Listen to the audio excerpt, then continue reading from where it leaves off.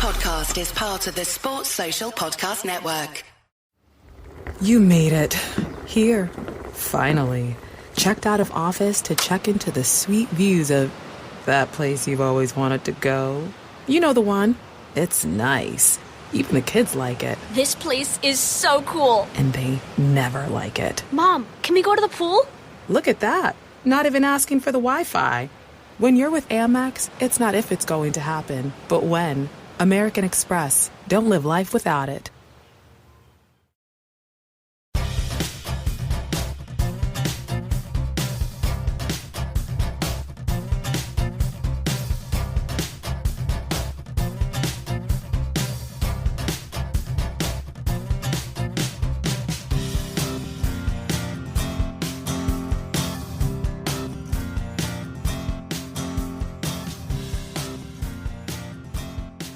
Welcome back to the Love Tennis Podcast with me, James Gray of iNews.co.uk and the iNewspaper. I'm joined as always by Calvin Betton, our resident tennis coach, and George Bellshaw, usually our clothed tennis writer, but in his haste to make sure he was in the right outfit for podcasting, he's just given us a bit of a two-nipple preview, George. It's a bit much, if I'm honest. Well, I'll tell you what's going on, James, at the minute. We have so I live in a flat, and beneath us, we have a baby who's kind of living in that flat. And we've not turned our heating on yet, but every night the flat is just suddenly boiling because they're presumably just like baking their flat to keep this baby comfortable. So I had a light jumper on and then all of a sudden I was caught out. In terms of like relatability, like complaining about your flat being too hot and you're not even paying to heat it, probably not going to go down well in the current climate. You've misunderstood me if you say I'm complaining. I'm very happy from an energy bill perspective, but I merely mean in this moment, me accidentally flashing you was a haste of getting a jumper off because I was like, oh my God, it's so hot in here because of that baby. I hope we don't have any government ministers listen to the pod because they'll be on BBC Breakfast in the morning saying another way to deal with the cost of living crisis is to move above a house that has a baby in it. That's the latest government advice. I mean, we'll have to find another one next year. Yeah, George, you're quite right. You need a second baby, which is not something I was planning on saying to you this evening. Just to keep you going every winter, basically. Maybe you can keep your fingers crossed. Anyway, I won't waffle on much longer because we have loads of tennis to talk about this week. We're going to be discussing Emma Raducanu. Dmitry Tursonov has, in tabloid parlance, broken his silence on his breakup with her on a coaching basis. We'll also talk about Andy Murray, who's discussed it a bit as well, because his old fitness coach, Jess Green, is inside the camp. Iga Swiatek, she's responded to the hindrance criticism that we talked about a couple of weeks ago, and people were very animated about. We'll mention Felix Auger-Aliassime as well, the ATP race for the finals, which is into its last week this week. We'll also talk about the United Cup, the brand new team tournament down in Australia, which I'm told some people know lots about and some people know nothing about. And we'll look at the WTA Finals, where nobody being there might be a feature. Who knows? But there is probably only one place to start, this being the Love Tennis Podcast, or as it's become known in some circles, the Raducanu Tennis Podcast, because we do seem to end up talking about her every other week, but who is that surprised? She, this week, pulled out of the Billie Jean King Cup with a wrist injury. She was due to play for Great Britain and lead Great Britain's team, in fact, in the group stages next week in Glasgow. I say group stages, it's not, it's the finals, group stages and knockouts. Although I rather fear that might be a bit irrelevant for home fans. I'll be heading up there, of course, on Monday to get all the goss. And Dmitry Tursonov as well has been talking about Emma Raducanu, not necessarily about the injuries. In fact, really not said much about the injuries overall, but just explaining why he left the job and what's been going on there. So, to quote this interview that he did with Carol Bouchard for Tennis Majors, basically she asked him, I think pretty straight, did you quit to take the Bencic job? And he said, no, it's not true. I walked away from Emma regardless of whether or not there was another player available. We didn't agree on the terms, and there were some red flags that just couldn't be ignored, so that's why it's a little frustrating to read things like that. I wasn't hopping from one player to another. I wouldn't do that. The red flags, not necessarily said exactly there, but you can kind of read between the lines of what he said a little bit later on. He said, our trial period was over at the US Open, but I stuck around trying to see if there was going to be a way to impress the team. I really wanted to make it work. I George, maybe you want to jump in on this to start with. I mean, for a start, it's fascinating because I thought Mr. Tursonov might have been asked not to say anything at all, but I suspect, having not been a permanent coach, he hadn't signed anything. Yeah, I mean, you do just continually worry a little bit, don't you, when you keep reading stuff like that? I mean, we've kind of alluded to a little bit before that I don't think it'd be any great secret, that financially, it seems the terms he's talking about is from like as much a financial perspective as anything else. That probably wouldn't surprise you. Red flags, I mean, what typically does that mean? Interference from other parties is something I would normally expect from coaches to kind of mention, meddling in inverted commas there, where they feel the voice isn't necessarily what should be heard, is probably the sort of thing I'm guessing there. Again, plucking out of trees. That's normally where you get tensions between coaches and players. I mean, finances is always number one in my experience. When you hear about these things kind of off the record, that's always like number one. The other one is the setup of the team and people who are involved. And we've spoken about it before. You have to imagine it is something to do with the father. From what everyone kind of talks about, that camp would be my guess, that it's, someone who wants to put his views across, has a very clear idea of how he thinks Emma should be successful, which I imagine doesn't line up with a lot of professional coaches, as probably Calvin will say, in terms of how he thinks things should be run or whatever, and the experience Tursonov has. So, I think the other bit that was probably the most interesting to me from what he said that you didn't read out there was actually the amount of time he felt she would take as a project. So I think he said she could be a minimum 1 year project, but could be 2.5 years. And I think that was quite revealing in many ways from where she is at the minute. And I think something we've kind of said before, there's a lot of development to go, but, someone from the inside as well, recognizing that there's a lot of work to do there. Yes, exactly. I think it's also important to stay early on, because it's the kind of thing that people often focus in on and take the tiniest points away. But is that Tursonov was very complimentary about Emma herself. He said she's absolutely great. She's a hard worker. She doesn't think or act like she's a superstar. She's hungry to improve and is obsessed with tennis. I think it's quite a rare combination. So I really loved working with her. I really wanted to make it work. It was a very difficult decision for me to walk away from a player like that I like and respect. Calvin, what were your big takeaways from that, speaking as a member of the coaching community?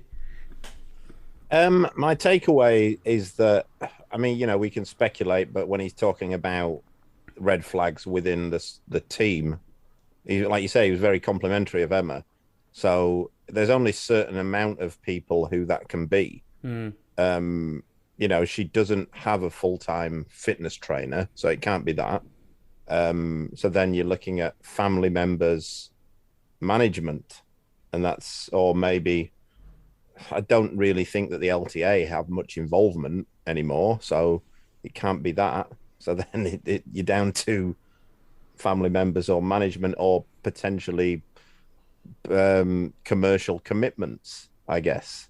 But what I will say is that like you say, he was very complimentary of Emma. And he seemed very positive about what she could do as a tennis player. So as a coach, he must have thought there were some real issues to not want to try and plow through that. Yeah. And some issues that he thought he couldn't see a way out of. And it maybe says a lot about him, his reputation as a coach as well, that he if it's true, and we have to take what he says at face value to an extent, that he wasn't, shopping around. The fact that he pretty much instantaneously got another job, with a top 10 player. Well, Linda Bencic, she's not top 10 at the moment, is she? But she's of that caliber. She's a top tier player, and he didn't spend long looking for one.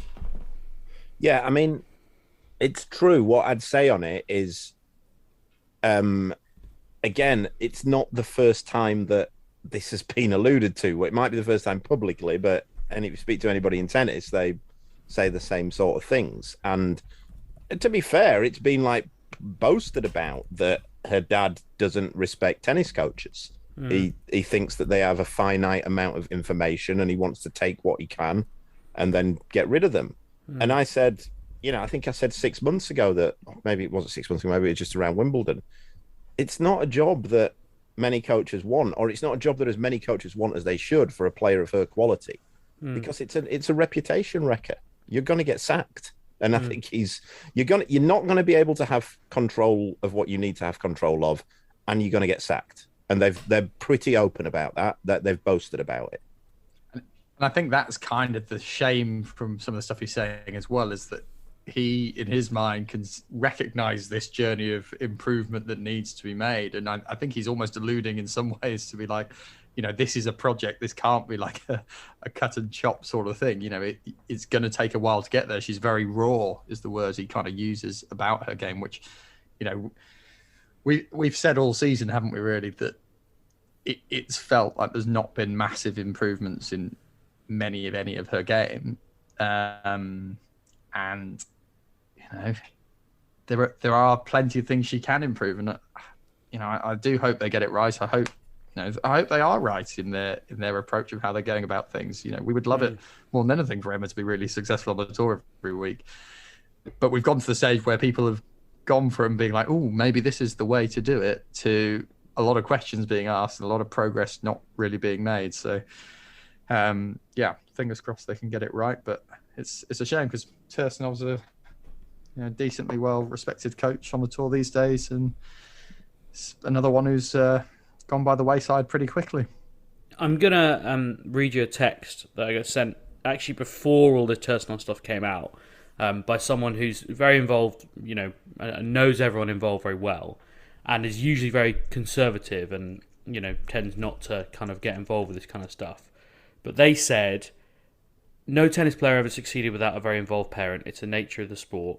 Look at Andy too. The real question is, when is the umbilical cord cut? Normally women's a little later, and Emma is still only 19, but at some point she'll have to start making those decisions independently. And I guess the question is now, players often talk about taking responsibility for things. I mean, Calvin, the guys you work with have a limited entourage. Often, it's basically you quite a lot of the time. It's often not me. Like they take responsibility for all their decisions, right? But when does that change start to happen? It can be different, at different times. I guess with the girls, they tend to have the parents around longer, but I don't think there's a set amount of time, but there has to be a point where I think, Emma's a smart girl. You would hope that at some stage she's going to go, I'm going to take charge of this. But then again, she might not want to do that yet. Is she 20 or 19? 19, yeah. Her life is run by her management and her dad. So, and it's a difficult one. You got to separate it. There's no question right now. I don't know Emma Raducanu's dad, but as a parent, you would have to say that he's been an exceptional parent. The way that he's brought his daughter up, she's obviously an exceptional human being in what she's done. So you can't criticize him as a parent, and we're not going anywhere near into the realms of the Capriati, that kind of sort of Dokic, and he's never been sort of anything remotely like that. The problem is, I think, from what I hear, is that he thinks he knows how to produce a tennis player. He thinks he knows how to manage a tennis player, and he thinks every tennis player that comes before has been doing it wrong. And I think that at some stage you're going to have to step away from that and go, right, we need to get some grown-ups in the room here. And I do wonder, I'm looking back on the basis of what everyone's said over the last 2 weeks, at the chat I had with her in a pool interview at the US Open, and she talked about how she doesn't get any time to herself anymore, and she doesn't have time to just slob around and switch off. And at some point that gets to you, and at some point, as you say, Calvin, with everything that's being said, at some point you've got to go, well, hang on, when did I lose control of my life, and who now controls it? And what I then, and this is, you're getting like the full internal monologue of me here, I then remembered what and we've talked about it before, what Naomi Brodie said in that great BBC piece that Russell Fuller wrote a few months back, when she was talking about wanting to play doubles at Nottingham with Emma, and her dad said that her wrist was a bit sore, and like point blank, no, she's not playing doubles at Nottingham. And the thing that Naomi said, she said to Emma, was every decision he makes will be for your benefit. He'll be the only person that you won't have to question his motives. And I don't know, George, and I'm thinking about our podcast last week to an extent where parents are involved, and to a positive and negative extent all over the world. And I'm not for a minute suggesting that, Emma's dad is problematic or abusive in any way like that, but she has to look at her life and what the people around her are saying who aren't necessarily her dad and think, well, what's best for me now, Calvin? I disagreed at the time with Naomi when she said that for two reasons. That I think that's I'm sure Naomi's had experience with this, but it's sort of it's a reductive way to look at it, to go, it's the only person that you'll never have to question. Like, not everyone is a twat.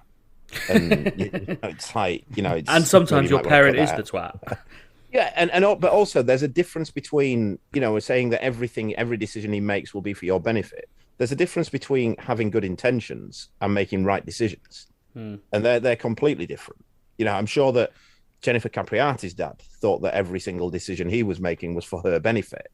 Doesn't mean that the right decisions. And again, I'm not comparing the two. They're the complete extremes of the scale, but he doesn't know anything about tennis. How can you say that every decision he makes will be for her benefit? Guy doesn't know anything about tennis. I mean, I think people often talk about him being quite a smart guy as well, don't they? I mean, they're very kind of analytical, etc. But I think if he was being quite genuinely honest with himself this season, having a look back, reviewing how they've got on, the progress he thinks they have or haven't made, hopefully there will be that evaluation and that kind of serious, deep dive into what we've done, what's working, what's not working. Okay, this changing of coach thing got us to a certain place, a very, very good place. Let's not lie. We can't undersell the achievement of winning a Grand Slam at the age of 18. That's absolutely phenomenal. And even if she does nothing else in the rest of her career, that'll be pretty good. But if the drive is there for her to be a top tier, permanently top 10, whatever, professional tennis player, then they've got to find that consistency. They've got to find that durability. That's not there at the minute. Murray's made some comments, hasn't he, about the fitness coach this week and getting that sorted. That seems to me one thing that they'll want to get nailed down. But I just can't move away from, they need just someone to stick with her for a year, someone they trust, a coach, someone that gets on well with the camp, someone they agree financial terms with. If that's not involved, I'll be absolutely shocked, to be honest, because that is just always the thing you hear between coaches and players. I've heard it over the years about British players, foreign players. People get a reputation. They genuinely do get reputations for being like, we're not paying these people enough. And I'm not saying that about Emma. I'm saying that about people generally. But in my experience, if there's lots of coaching chopping, that is always within the top two issues. So I'd be shocked if it wasn't in this case, to be honest. George is right there. There's a British player, a now retired British player. I won't say who it is, but they were renowned for they wouldn't pay. They wouldn't pay. The money that they paid was it was a battle to get them to pay a decent salary, and renowned them for not paying when relationships had finished what they were owed as well. And you do get that reputation, and that player at the back end of their career struggled to find a coach. You mentioned, George, that Andy Murray had made some comments about her fitness struggles. She's obviously working now at the moment with Jez Green, who was Murray's fitness and S&C guy. He's very well respected. He's worked with lots of people. And Alexander Zverev, for example, one of them. I know he did a bit with Liam Brody, I seem to remember, at one point last year or the year before. And there are many more players that he's been with. Murray said, I think with any coaching relationship, whether it's strength and conditioning or tennis, it's kind of making sure that you're spending enough time with that person to be able to really make a difference. I think sometimes, unless you really dedicate time to it, it's kind of difficult to make a difference. So if they get to spend enough time together, I'm sure that'll be helpful. If it's not Jez, then an S&C coach full-time, I'm sure would be helpful.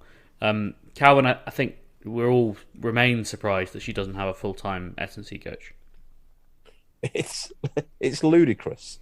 There's no other way of saying it. It's absolutely ludicrous that any player in the top 100 in the world, especially one who's made that amount of money, because we know how much money she's made. Well, we don't. We know it's a lot.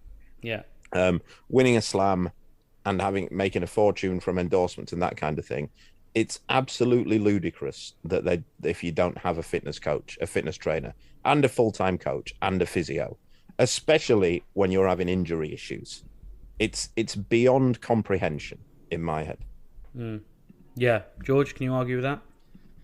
No, I wouldn't. And I think, if you take broader principles of business and life as a whole, she has made so much money but the potential of earning beyond that is so much more. And the way to continue that journey of great earnings is to reinvest in the person. You improve, you keep investing in your business, in your company, which these people are essentially businesses and companies. You have to have good stuff. You have to have the right setup, and you have to keep going.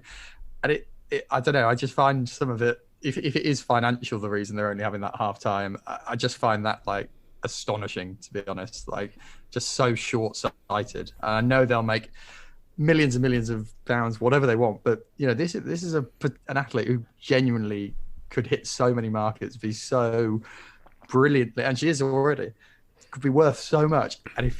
But it'll only happen to the extent it should if everything's right on the court and she keeps doing well at tournaments and she keeps that exposure going. And it's a risk, frankly, not to be laying those basics of a tennis team down. If you, in any walk of life, right, who is good at their job and who is in any sort of demand, who would want to go and work for somebody who, and I'm not talking about Emma personally, I'm talking about her parents, who would want to go and work for somebody who is making it clear that they think that whole industry is rubbish? Why would you do it? And they've made that clear. And they've made it clear that they don't think very much of them. They will try and get the information out of them and then sack them. And they don't want to pay them very much either. What self-respecting tennis coach is going to go and work in that situation? And that doesn't mean it can't change, but it will have to change if she wants to get some improvement. It's that thing I always think with jobs, right? Is realistically, you tend to only have... There's three things that basically matter about jobs to most people, which is the money, the difficulty of the job, and whether it's enjoyable or not, what you're actually doing. And it's virtually impossible, unless you're very lucky, to find a job that has all three of those. And it's a kind of golden triangle that you can't ever really balance. And so what you've now got is a job where you're not necessarily going to make as much money as you could working for someone else. It's going to be pretty hard because there are these red flags, and Tursonov's maybe been the most overt about it, but other people have spoken about it as well. And is the work going to be enjoyable? Well, I suppose working with Emma is still enjoyable, so that's one thing that is there to be ticked. But there are other parts of the job, and if it's not going to be fun to be part of that team where you're constantly wondering if your job's going to be secure, you're constantly wondering if you're doing enough to impress them. I mean, Dmitry Tursonov really wanted that job, if we're to take what he says at face value. When he says, and we were all a bit surprised when he was still coaching her, or was still said to be coaching her after the US Open, because we'd been told it was North American hard court swing, that's the trial period. So, well, he's still here, so he's got the job. Has he? No, we were told he hasn't got the job. So, yeah, I think you're right, Calvin. I'm kind of just echoing what you're saying, but I do think it's going to be tricky now. It kind of explains why players are always so reticent to talk about this stuff. And I know for a fact that they've asked coaches not to talk about stuff that goes on inside the camp, because it makes life a bit harder when people do start blabbing, for want of a better word. But I don't know. I suppose to look at it from the other way, it's in Tursonov's interest to say lots of this stuff, right? But the problem is, it just chimes in. I'm trying to find a way where we can kind of question his testimony a bit and be like, well, it's a little bit self-interested, and he's just been, he's got away from a job but he walked away from the job. So I don't know. I can't find another way to look at it, I'm afraid. I mean, everything I know about Dmitry Tursonov is that he says it how he sees it. Yeah. I don't think he's a chameleon in that respect, or a shapeshifter. When he played and as a coach, he's always said it as he sees it. And so I don't think there's any reason to question anything that he said. And, he was balanced in what he said. He enjoyed working with her. He thought she was great. Yeah. There were other elements of the job he didn't like. Yeah, I think if he'd have come out and been like, I bloody hated her, I couldn't wait to see the back of her, you could maybe take it as a less balanced testimony, but seemed, he was incredibly complimentary in some regards and, just pointing things for wrong. I just hope that this doesn't end, but the law of averages said it might with a blubbing employing someone like Sasha Bajin. and it just turning into a circus as that would, because there wouldn't be as much honesty at the end of that relationship. Well, we'll wait with interest to see who exactly gets the job. We're not going to see Emma play again until December, when she's due to play in the prestigious Mubadala tennis tournament, or the Mubadala World Championship, as I think they insist on calling it, out in the Middle East. She's playing Ons Jabeur in an exhibition. I guess positive that there is a women's match going on at that tournament, albeit not for the first time. But yes, we can be vaguely positive about that, and we'll see exactly who's in her corner on that occasion. Another woman that we've spoken about a lot recently who has been the subject of some controversy is Iga Swiatek. She responded to the hindrances that we spoke about at length 2 weeks ago. Go back and listen to the podcast if you haven't already, the Swiatek hindrances. You'll know our views on it overall. Mostly we came to the consensus that we didn't think it was much of a story and that it was completely legitimate what she was doing. Here's what she had to say about it. I can't control it, but I hope it'll never happen again. We're working on it. It's a stress reaction to what is happening. It's an involuntary reaction. I did it during the US Open. As I recall, it was a stressful moment there. In San Diego, I did it unconsciously. Right after the game, I approached Donna, apologised. She had no hard feelings. It turned out as she didn't recall this at all. I hope fans will understand me as well. I'm aware of the many negative comments on the internet concerning this incident. I'm not proud of the fact that sometimes I'm not in control of what I do on the court. George? Well, I mean, I'll stick with your original point as well, that I don't think this is much of a story and I don't particularly care either way. I do question the involuntary side of things for waving your arms in the air. As someone who played the sport a fair amount, okay, all not being world number one or whatever, but I have waved my arms in the air before and it was always voluntary. Now you can say at what point stress comes in or not, at what point is it just me being a bit of an arse? Reality is probably the latter more often than not. Is that, sorry to interrupt you, but is that itself not a reaction to stress? Like the fact that you've stepped out of yourself to do something, like in the heat of the moment, is a reaction to the stress of the moment? I mean, I suppose so, but then what in life isn't involuntary to that degree? We're always reacting to our factors, aren't we? And everything that happens in our environment. Well, things that are premeditated.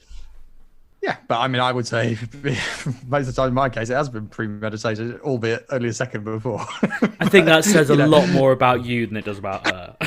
Yeah, it does. But look, I just, it's not that I don't buy it. I don't think she necessarily needs to engage with it because it is such a non-story. That's my overarching point here. I don't particularly buy this idea that it's a stressful, involuntary thing. Other people will disagree and think it can be or whatever, and we're probably splitting hairs over kind of what the definition of that is. I know we all do stupid things when we're kind of playing sport, whatever, but A, who cares? B, I don't know why she's bothered like twisting it slightly, but that's my opinion. I'm sure people disagree. Calvin, did those comments she made change your opinion about it at all? No, I thought it was boring then. I still do. God, I've actually got this down for a 15-minute chat, but I suppose Calvin, you maybe go off and make a cup of tea or put the heating on. I just don't know. It's even a conversation. She hasn't done anything that's broken the rules. Yeah, like it's just ludicrous. It's the court of public opinion, really, isn't it? Like it's the classic. Like she's just been getting absolute pelters on the internet. Where does it end? It's like if. What about if you start moving up the court to return serve or changing your return position?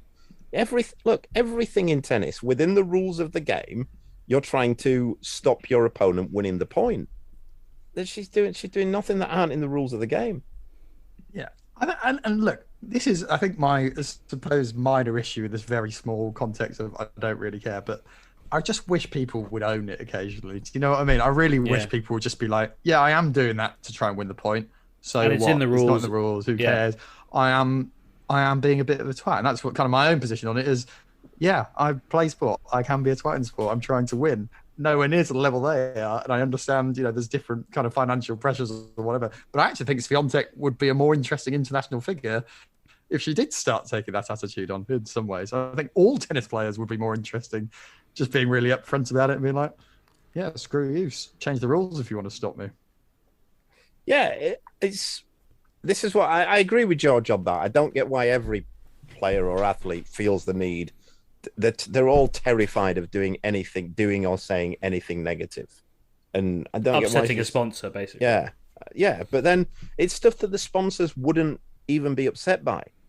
This is what I don't. Well, I think the thing is that you've got different types of sponsors going around. Like, you've got different people who will see it different ways and who want different types of press and want to be associated with a different type of athlete. And I think specifically with Iga Swiatek, although she doesn't have many big deals because, as we've repeatedly discussed, she's not the most well-marketed or most famous player in the world, despite all her success. But she does have a couple of deals with, I think, companies who are quite straight down the line, and her image is very straight. Like, she's sponsored by a Polish insurance company, for example. Then you've got ASICS who are very straight down the line and quite kind of conventional like that. Anyway, that's kind of a bigger conversation, but I wanted to address those comments that come in. And I know that, and I can hear people shouting in my ear, but it's against the rules. That's a different conversation. We don't think it is. Jog on. It's not against the rules. Anyone who thinks it's against the rules is an idiot. There's no way around it. It's not against the rules at all. There's no rule in tennis that stops you doing it. What difference would it make if, when you've got, in the same instance, if she dove to one side, if she made a move to one side to make them move, would that be any different? It makes no difference. And also, she hasn't won any of the points doing it. She keeps losing the points. Who cares? Yeah, well, quite. I've also just seen a clip from Paris. I think it was Alejandro Davidovich Fokina, basically a similar situation, being very close to net and an easy put away ball, and he basically just just holds his racket up straight in front of where the ball's going to come and leans it over the net essentially, which I guess is completely legitimate as well. Yeah, it's entirely legitimate. It's not against the rules. Second serving, underarm serving isn't against the rules. It's just mad. I don't get how it's even a conversation. And it's more interesting, let's be honest. Yes. Since we're rolling up to half time and I don't want to start a new topic, which will take us longer to get into, I've got a quick little hit, which is one of the rule innovations from the Next Gen Finals this year, which I'd be interested in a quick thought on, which I believe is that if a point is won with an ace or a double fault, the shot clock is reduced to 15 seconds instead of 25. Thoughts? Yeah. Yeah. Wow. I mean, I don't like the double shrug from the interested podcasters. I don't like the shot clock at all, to be honest. I think it gives too much time as it is. So I personally would be pulling it right down to 15, 20 seconds anyway. Yeah. Regardless of aces or double faults. Shot clock over. Second half coming your way. Your post-Pilates gear, those funkified running shoes, they could all smell like a new car. Thanks to the MyGM Rewards card, you'll earn 4 points for every $1 spent on all purchases everywhere. And 7 total points for every $1 spent with GM. Earn towards a brand new GM ride with every yoga mat and spa treatment. That's the power of appreciation. From us to you. Namaste, y'all. Subject to credit approval. Terms and limitations apply. Visit mygmrewardscard.com.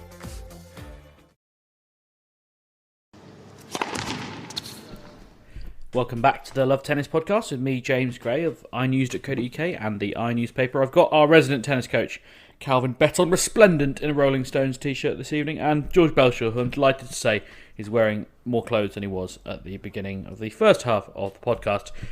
We're going to talk about Felix Auger-Aliassime again, or at least briefly, because I feel like, George, we say the same thing about Felix Auger-Aliassime every week now, because he has now won 3 titles in a row, and we keep saying, oh, Felix Auger-Aliassime's won another title, which is the opposite of what we used to say about him. Yeah, I mean, look, the more and more this keeps happening, the happier we'll be. I think the thing I would say this week that's obviously the big thing is just that win over Alcaraz.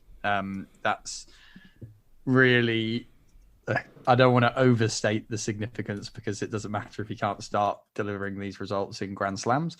But for this next generation, if Felix can pull himself up to Alcaraz's level, that has the potential to be a really good rivalry of two very marketable stars, basically. So it's good that Felix has done some early damage. I know Alcaraz hasn't been there since the US Open. You know, tying in nicely with my theory, he is just going to dip for next year and take a little time to actually establish himself back. But we'll see how that goes. But confirmation bias, I think they call that, and also probably recency bias. But yeah, it's not gone quite that well so far for him. And I think there's been probably a few little other issues. I think there's a little bit of talk of a knee, but he is kind of ready for Paris.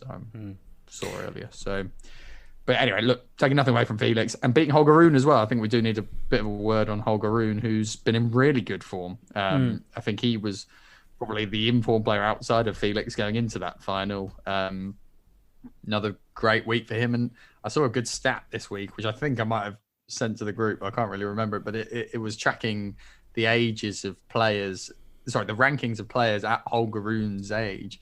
And he was basically 1 or 2 ranking places behind Djokovic and Murray and 6 ahead of Federer or whatever. So, you know, that's decent progress for another good young player who I know at times we've maybe, I don't know if I'd say we've underestimated him, but he's Well, he's set the bar extremely high by saying, did he not say he's going to win about 19 French Opens? Yes, well, that is true. We've probably, had a few jibes off the back of that, but he's actually had a pretty good season. And another guy who has the potential to keep improving. So, yeah, good for him. Good to get some more Scandinavian stars, him and Ruud kicking around at the top of the game. I think good to point out the Alcaraz win as well, because, you know, Felix is someone we want to compete against top 10 players. He, up until the Davis Cup, where he also beat Alcaraz just after the US Open, if you remember that, absolutely disastrous, like big homecoming for Alcaraz, and then he lost in 3 sets to Felix. Before that, he was 0-5, or he'd lost 5 in a row to top 10 players, and now he's won 3 in a row against top 10 players, including Djokovic and twice against Alcaraz. Now, I appreciate probably playing Alcaraz in the Davis Cup the week after he's won the US Open, might be the perfect time to play him, but nevertheless, you know, win's a win. And I think also, Calvin, I mean, we've talked a bit about the indoor conditions, but, I mean, if Felix was going to pick one of, because I kind of consider, and this might be me being naive, but I consider indoor hard a 4th surface. Like, of the 4 surfaces, is indoor hard maybe the one that suits Felix a little bit better for it, because, you know, he's physical enough that you're going to struggle to get many balls past him, and he's also powerful enough to hit that serve?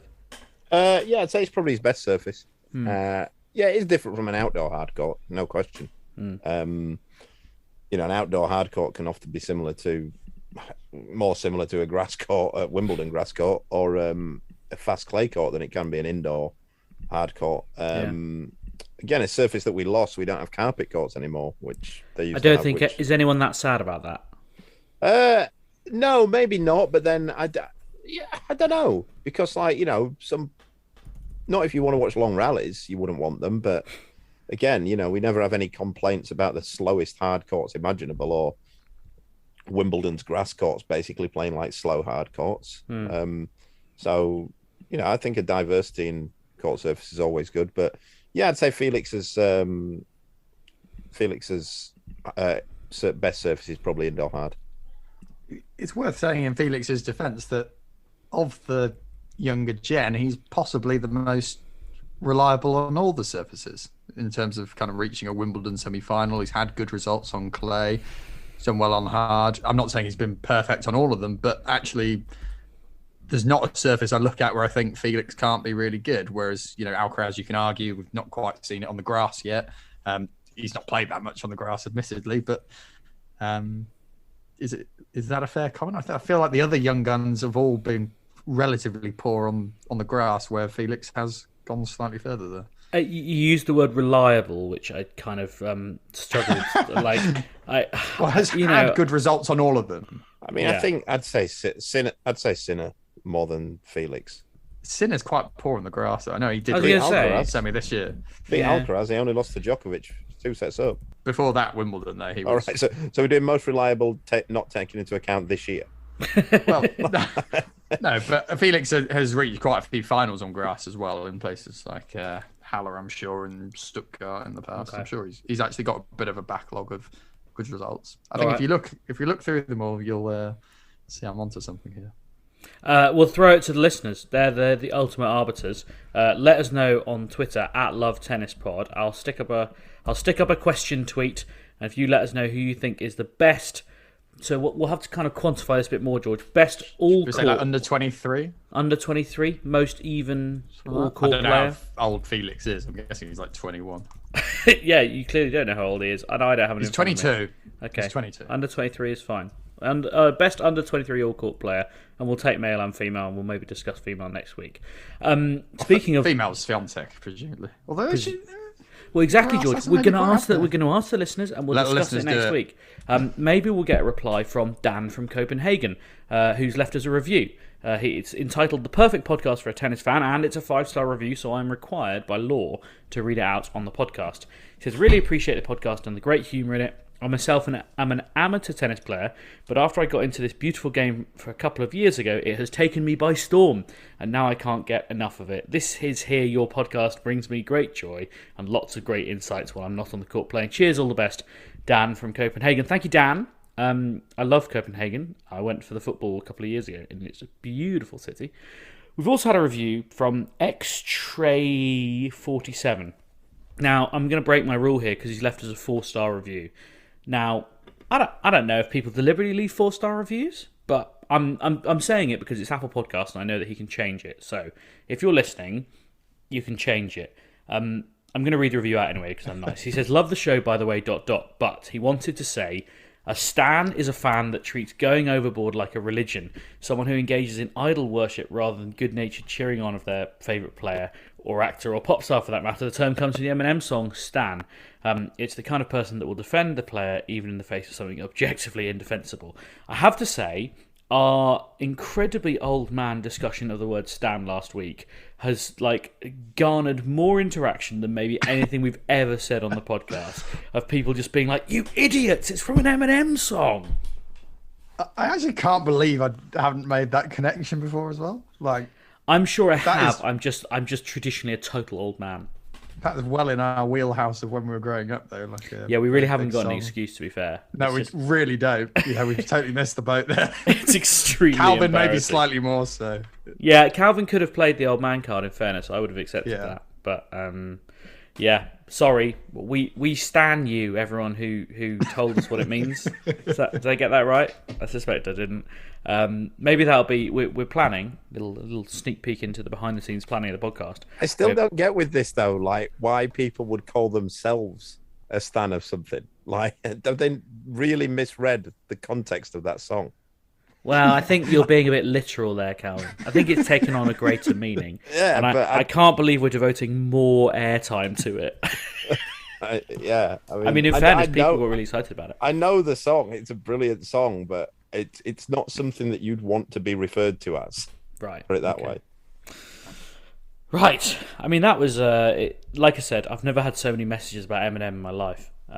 That's for sure. We have to mention Dido. She's obviously a big part of that song as well, and one of my famous artists. Favourite artists. I was going to say, I was talking about Dido. Wow. Well, she's kind of underrated, I think. Yeah. I mean, Calvin very thinks underrated. So many bangers.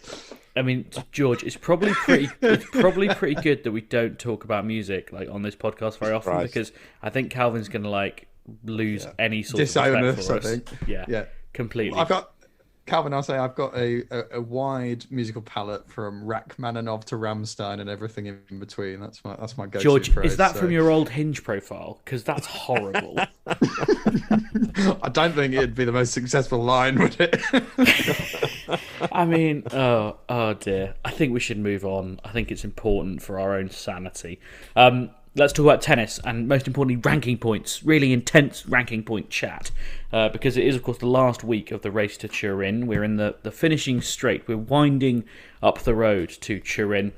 And 6 of the places are confirmed for the ATP Finals. There are 4 men in Paris who are hoping to fight their way into those last 2 places. They are Felix Auger-Aliassime, of 3 titles in a row fame, Andrei Rublev, Taylor Fritz and Hubert Hurkacz. One of those who is not going to be fighting for that place because he's already out is Cameron Norrie. But were he to have been given the points that he, I don't know if deserved is the right word, but would have earned for reaching the semi-finals of Wimbledon, 720 of them exactly, he would be 8th in the race and would be fighting for that 7th spot. Or, as he sees it, it should be the 8th spot, because Novak Djokovic will be there despite only being where he is 10th in the race, due to the ATP rule that says if you've won a slam, you only had to be in the top 20.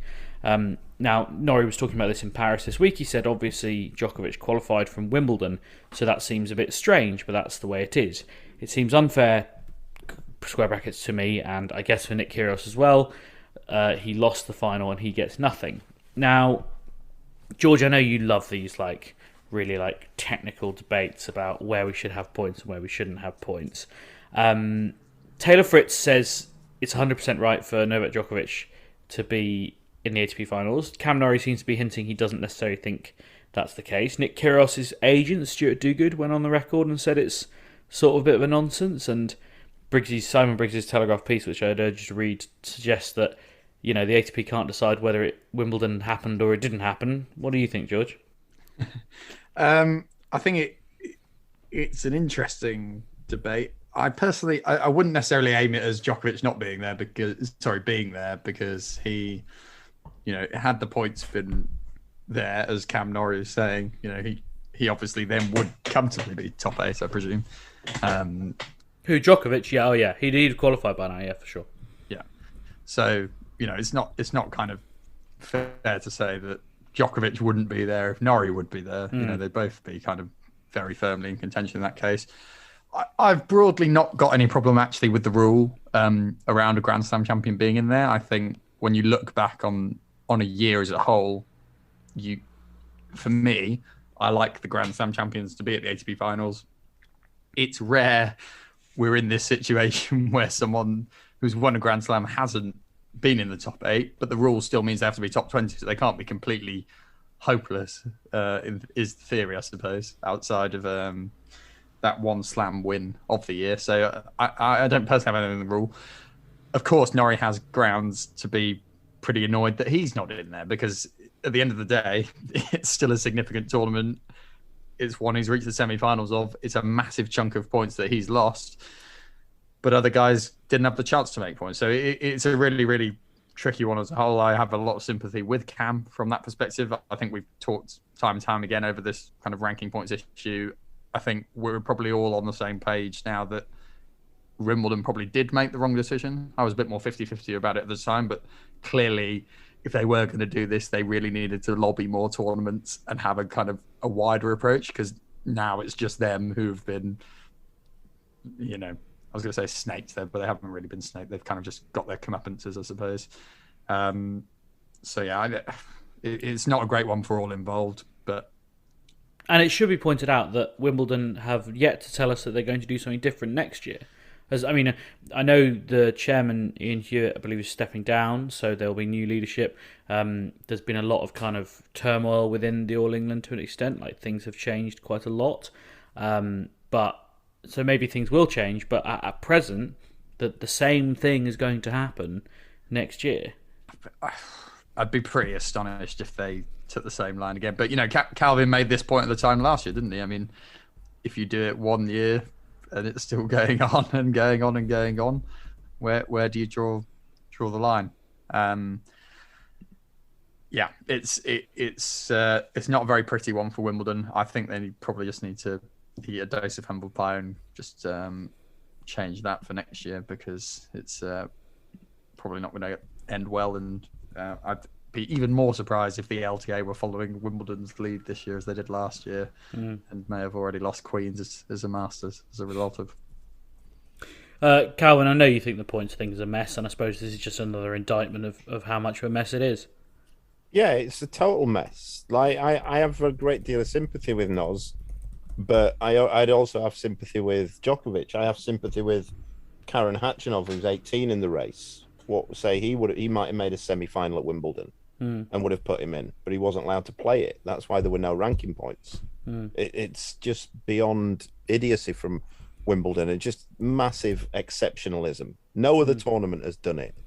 Their obsession, that tournament's obsession with thinking they're above everyone else in the world of tennis knows no bounds. And it wouldn't surprise me if they do it again next year, because it never comes to hurt them. That's the problem. The only people who it doesn't hurt are the All England club, because they'll still rake in the money. But players all round him, meanwhile, getting hurt by it. And it's not doing anything. Notice the war's still going on. Like, surprisingly, that Putin didn't pull out because Wimbledon wouldn't let Russian players play. I don't really know what it achieves. Indeed, and it should be said that Andrei Rublev wasn't allowed to play Wimbledon or earn any, and still into the ATP Finals, almost certainly. Just to kind of break down that points race, because I don't necessarily want to go over the Russian points ban at Wimbledon all over again. Lots of podcasts from around Wimbledon that you can definitely go back and listen to and hear what we had to say at the time. I think a lot of it's pretty much still valid, as Calvin says. Not much has changed in that regard. So Felix is on 3,645. 200 points behind him is Rublev. Another 500 points behind him is Fritz, and then Hurkacz is another 150. What you'll notice that 500 point buffer means is that basically Taylor Fritz, I think, has to make the final and then hope, results go his way just to get in, or semi-final, I should say, whereas Hubert Hurkacz basically has to make the final and still hope results go his way in order to get in. So probably going to be Felix and Rublev, but an added bit of spice to this final week of the ATP season. 4 British players in the main draw as well, which is probably worth remarking upon, because Jack Draper snuck in his first direct entry to a Masters, and a young lad called Andy Murray snuck in on direct entry as well after a couple of withdrawals just before the deadline. One person we won't be seeing any more of in Paris this week is Jannik Sinner, because he is already out. He was beaten 6-2, 6-3 by Marc Andrea. I'm going to have to learn how to say his name properly because he's winning, and it's Hazler.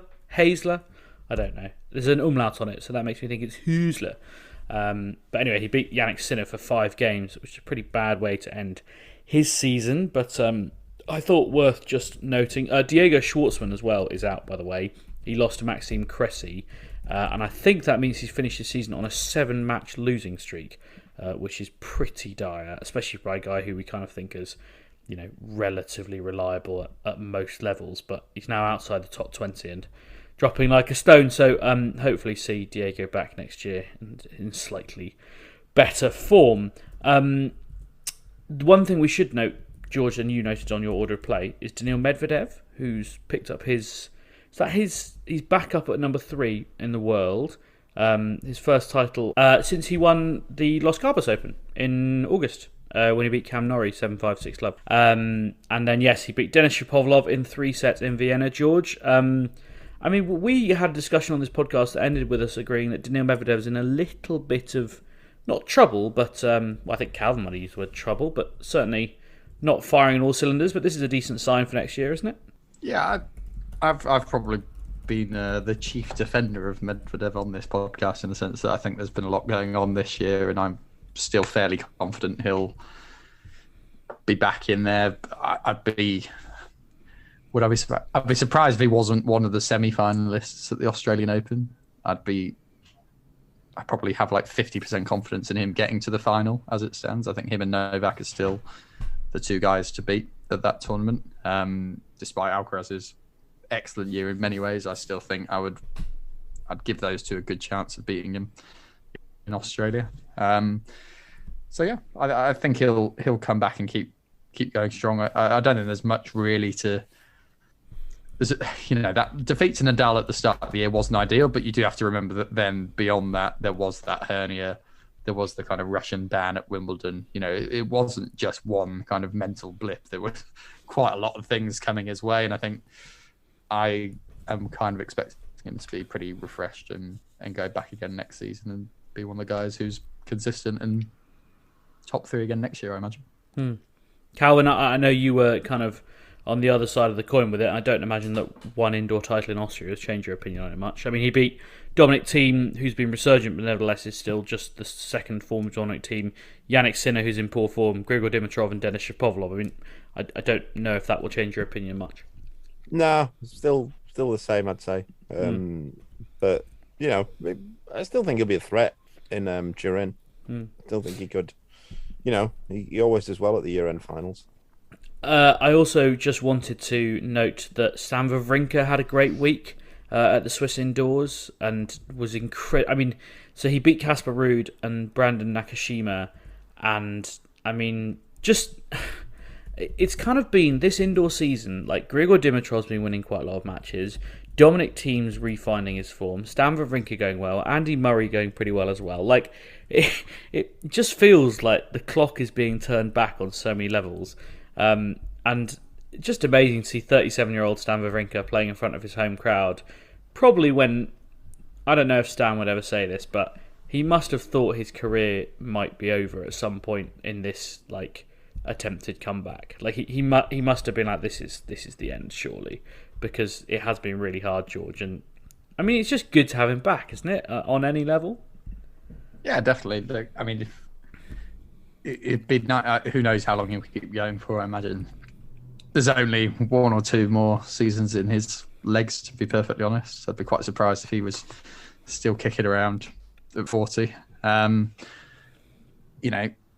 He's been a great player to have over the last few years. He's got a very explosive style. He's won 3 slams against incredible players. You'll look back on his career and think of him as a great of this era, even when it early on in his career didn't look like he was going to be anywhere near that level in the nicest way possible. Like he had a lot of talent, but not necessarily the most obvious application in some ways. So yeah, look, if he can get into some form, get himself ready and right for the clay season next year, he's still a guy who can push towards the second week of a slam there, I'm sure. And I think his days are probably gone where he's going to seriously challenge one of the very top guys, but it'd be nice to have a little bit of a swan song in Paris next year. Yes, agreed. Let's move on, because the WTA Finals, I mean, I can't quite believe how much there is going on. It all seems to have kind of concertinaed together, but the WTA Finals is set. We've got the draw. We know who is going to go where. All we need to do now is try and sell some tickets for it, as so I'm told. Ticket sales not going brilliantly in Fort Worth, where they are, of course, hosting it, with China pretty much out of the game at the moment. I've got the groups written down in front of me and everything, so I'm going to read them out. You've got Iga Swiatek, Coco Gauff, Caroline Garcia and Daria Kasatkina in one of them, and then Ons Jabeur, Jessica Pegula, Maria Sakkari and Arina Sabalenka in the other one. George, no doubt there's a group of death there, is there? Swiatek, Gauff, Garcia, Kasatkina, surely. Yeah, it's a good little group. I mean, I still think Swiatek blows anyone who's made it out of the water pretty comfortably. Yeah, it'll be a good week though. Well, will it? Because maybe it was a little bit from what I'm hearing, it doesn't sound like it's necessarily going to be the best supported week in the world. No, maybe not. But the tennis in theory should be pretty decent. You hope that the guys who are top 8 in the world will still be vaguely competitive. If I had one wish of this week, one thing I think would be great for the women's game right now would be a Coco Gauff win over Iga Swiatek, and I suspect that's a pipe dream, but we shall see.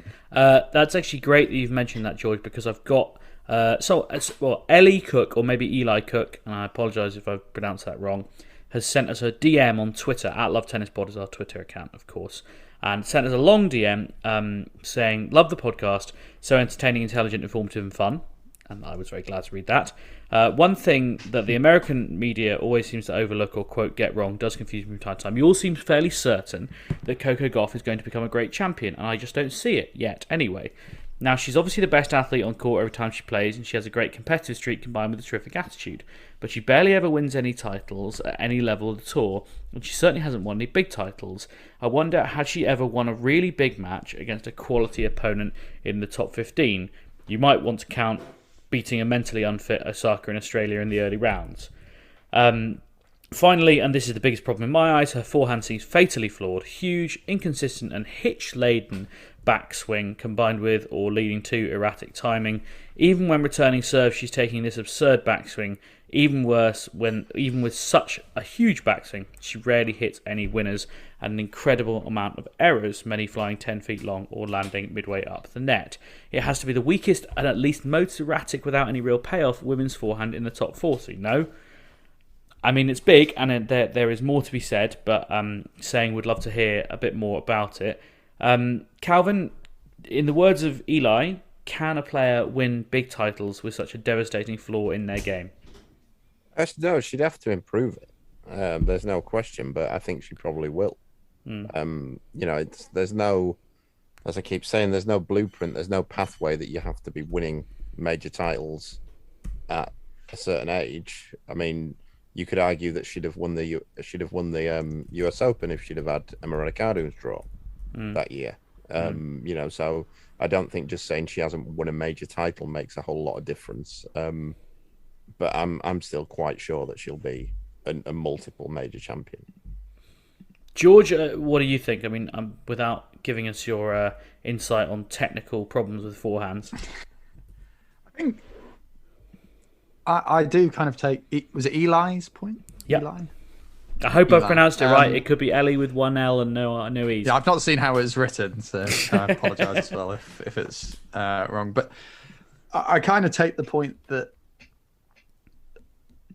I feel like I've said this a few times before that Gauff to me has had like an okay season, in the sense that it's been another step forward of progress. And I always say, it's hard making that kind of next step up in the rankings, etc. But I think given the standard of the women's tour consistently in terms of ranking points at the minute, it's not as good as it perhaps seems, if that makes sense. Like, I think we're missing some of the very best players who I still think Gauff will probably still be behind for the time being. Swiatek's the big problem, though. Gauff, I remember a couple of years ago reading an article. I can't remember who actually said it. I want to say Sue Barker, but that seems ridiculous. But someone had kind of come out and said about Gauff, she's going to go past Serena's 23 majors. I remember it being on the... I think that might well have been Sue Barker. It was Sue Barker. It was Sue Barker. Okay, that's fine. Which, is a fairly outlandish claim to make about anyone, let alone anyone who's not won a major title. But, that's the kind of context people have been looking at Gauff in. This is someone who, Calvin said she'll win multiple majors, but people have been looking at her as she's going to win 10 or more, pretty much. I mean, I would say that's probably a conservative estimate of what people thought she'd be winning 2 years ago. Swiatek's a massive problem for her, a huge, huge problem that is making me think that number's going to be closer down to... I agree with Calvin. I think she'll win multiple majors, but I think that number could be closer to 3 or 4 rather than, a player we're looking back on as one of the very best of this era. And that's maybe a harsh projection on her originally from other people, but I do think there's a little bit of a shift there, despite also acknowledging she does have time to kind of fix it. It'll kind of prove itself, though. If she sorts her forehand out, if she improves her forehand, then Swiatek won't be as big a problem for her, and she'll be winning multiple majors. If she doesn't sort of forehand out, Swiatek will always be a problem, and she might never win a major. I think she will sort of forehand out, but if she doesn't, if she does that, multiple slam champion. If she doesn't, she won't win any slams. Here's a good question from Eli's great message. Actually, this could basically be a running order for one of our podcasts. Podcast in itself. Yeah, but it basically is. Eli says, "Why do you all seem to agree that she's going to be so good and win Grand Slams?" Which I think is a good way, because we often talk about her weaknesses and where we think she could get better. Why, George? Maybe you want to come in first. Why do you think? Why are you so sure she'll win 3 or 4?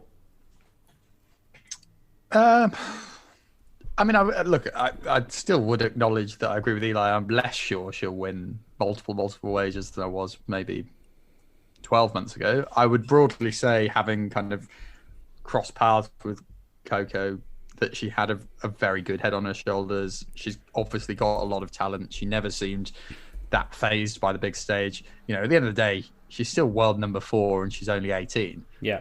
It's not a bad place to be sitting in right now. So, I think there's plenty of time on her side. I'd never say anything with absolute certainty in tennis because it's a stupid game and people get injured and whatever can happen and people can just completely lose their heads and leave the tour and quit just randomly. Anything can happen. But she's always seemed to me to have quite a decent setup, seems fairly happy, felt like she's been groomed for this kind of lifestyle for a long time. Like she's more obviously comfortable on the tour to me than say Raducanu, who, okay, she's had that one spike of success, but has never felt to me that comfortable as a player on the tour because she's not been used to it. Whereas I think Gauff's gone very much through the kind of traditional route, a lot of junior tournaments, a lot of pressure on her from a long time because she excelled at such young ages that I kind of feel might work in her favour going forward. But at the end of the day, it's much harder to win senior big titles than it is to win junior big titles.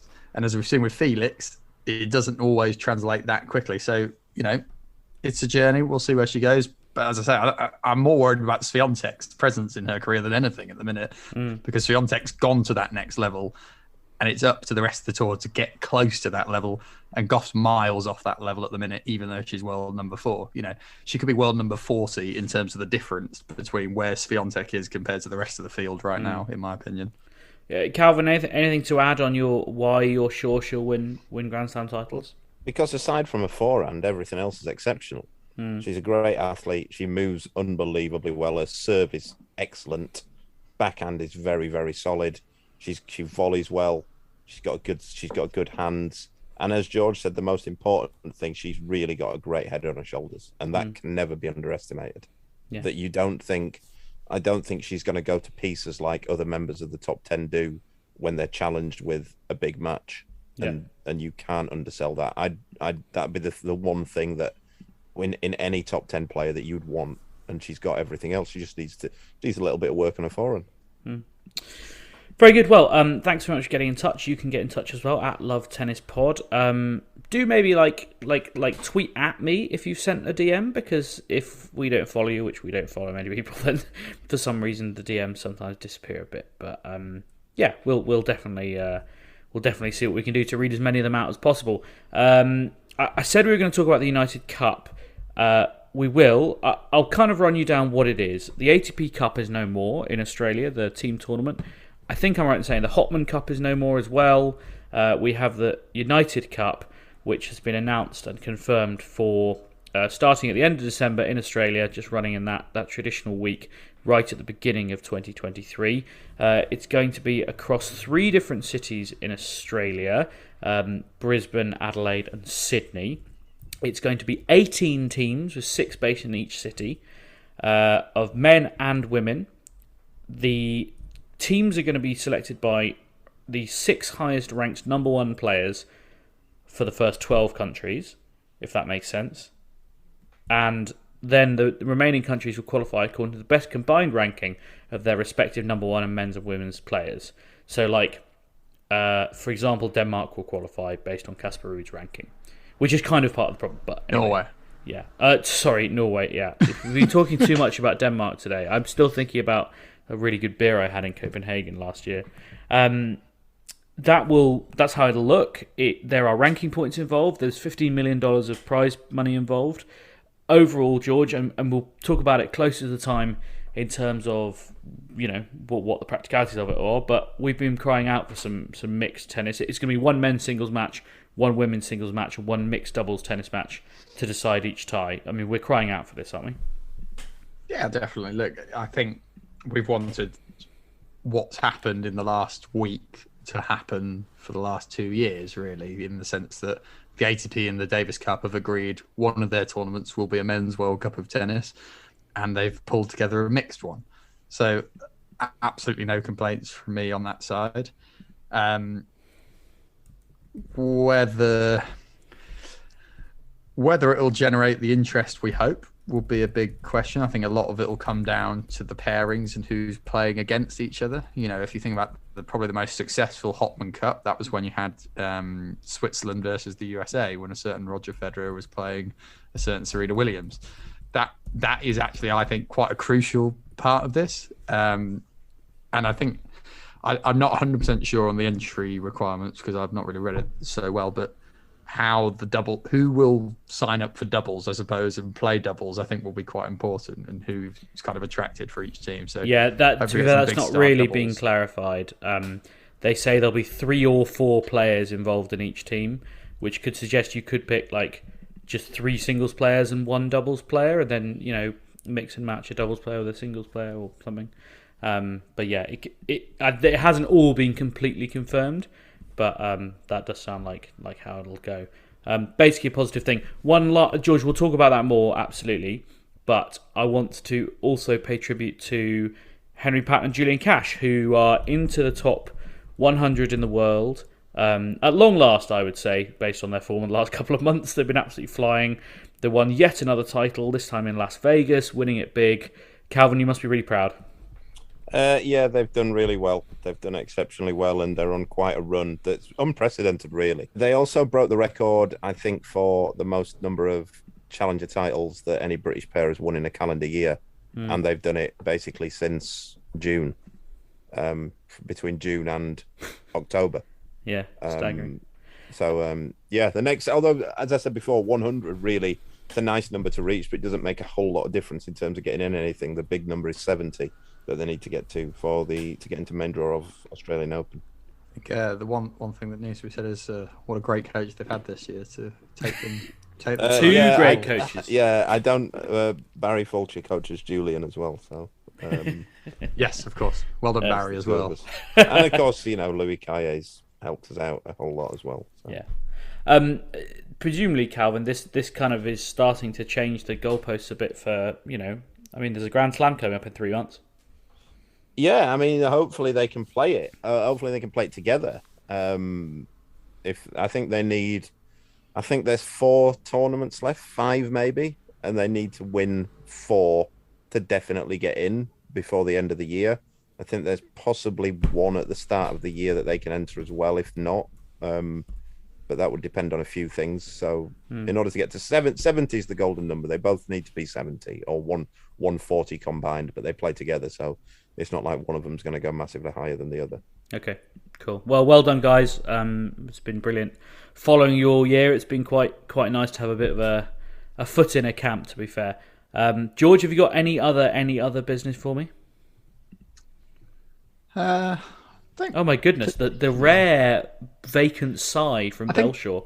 The only thing I would say is that I think you sort of alluded to it earlier, but I thought it was just quite interesting that Murray, Draper, Evans and Norrie, that's the first time at a Masters event 4 Brits have actually qualified directly for a Masters event. First time ever? Since the Masters were accepted, apparently. Wow. So 33 years, which I thought was a pretty cool stat. I would like to say it's the dawning of a new era of British tennis, and in terms of Draper, maybe it is, but like the reality is that Murray is kind of hanging on to the end of his career. But yeah, it's positive anyway, and by the time you listen to this podcast, they might all be out because would anyone like to guess what's happened in Andy Murray's first round match? He's lost the first set. No, he's lost the second set, but you're largely right. It's in the third set. He's playing Gilles Simon, who I think this is his retirement tournament. Yeah, this is. We're not going to get bogged into this now, but look, he should be putting away a bloody 38-year-old Gilles Simon in straight sets, for goodness sake. Well, even if it is his farewell tournament and wants to give the fans what they want. Yeah, but maybe he's just being generous. Get off the court, Gilles. What a note to end on. Get off the court, Gilles. Who I think Calvin knows and quite likes. I don't know him, but I quite like him. That's all we've got time for today. Thank you so much for everyone who's been in touch over the last week. It's been quite a few of you. You can do the same. Email us, lovetennispod@gmail.com. Send us a Twitter DM @lovetennispod or leave us a 5-star review. That's the best way to do it. And most importantly, please do come back next week.